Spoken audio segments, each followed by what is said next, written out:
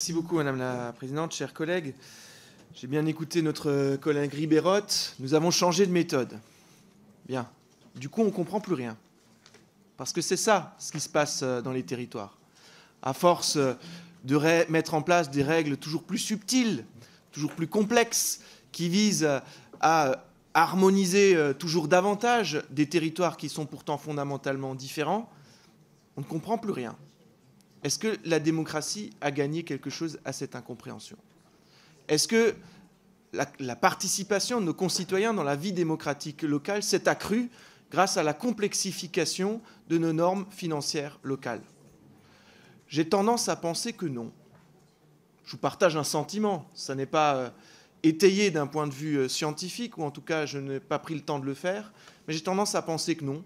Quand on voit le nombre de candidats aux élections locales s'effriter, quand on voit la participation aux élections locales qui était pourtant la participation électorale qui tenait encore, elle aussi, être touchée par le phénomène de l'abstention, on peut se dire qu'on ne comprend pas mieux les règles aujourd'hui.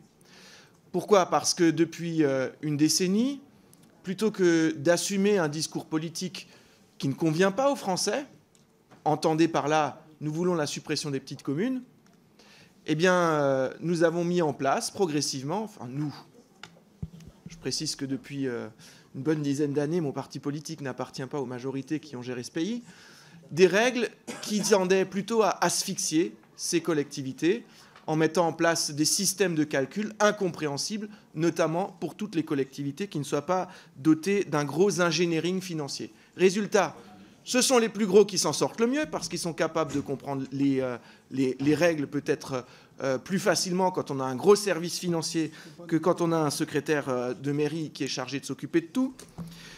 Ou alors, il faut solliciter le recours à des cabinets de conseil et des cabinets d'audit qui permettent, par des jeux d'optimisation de la fiscalité à l'échelle des blocs intercommunaux, d'optimiser un peu le coefficient d'intégration fiscale et de gagner ça et là 10 ou 12 000 euros de DGF. C'est ça la réalité dans nos territoires. Aujourd'hui, on a des communautés de communes qui payent des audits fiscaux et financiers pour voir comment on peut optimiser pour gagner 10 ou 15 000 euros de dotation globale de fonctionnement.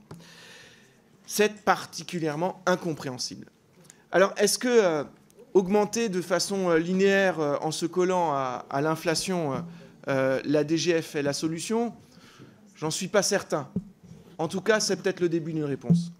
Mais il faudra dans tous les cas que nous envisagions une réforme globale des moyens des collectivités locales qui permettent la compréhension de tous des règles simples, accessibles, qui permettent l'expression de la démocratie. C'est ce que nous avons complètement oublié. Nous faisons tous, matin, midi et soir, le culte de la démocratie locale. Nous trouvons ça formidable, tous ces élus locaux qui s'investissent, oui, mais d'un autre côté, on dégrade quotidiennement la capacité de nos concitoyens à le comprendre et finalement leur acceptation du système. Donc il nous faudra une réforme globale de tout cela.